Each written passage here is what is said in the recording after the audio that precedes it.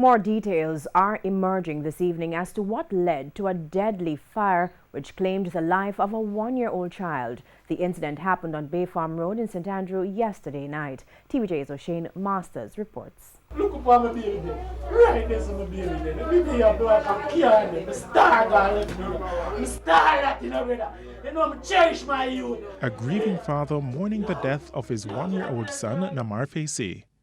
This is where Namar died in a house fire at 194 Bay Farm Road in St. Andrew. TVJ News understands that Namar's mother, Cassandra Brown, left him at home with her 17-year-old daughter and a 5-year-old relative. I beat off my little boy in my sleep, put him down, left my big daughter, figure eye upon him.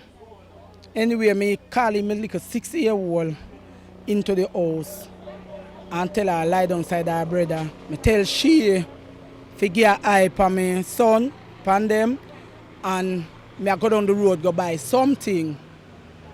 So they go down the road now, I come back, I see she around mommy, the baby on fire. By the time she got back to the house, it was too late.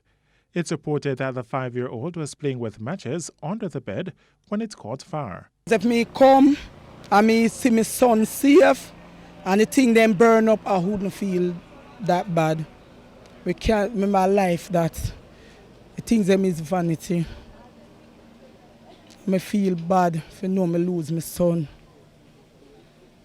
If God could have told me lose my son.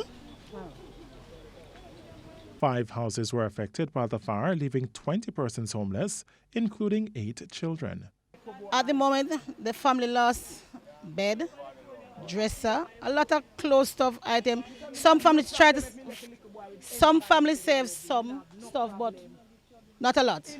At the moment, I'm pleading with other organizations to come on board and help this family from Bay Farm Road.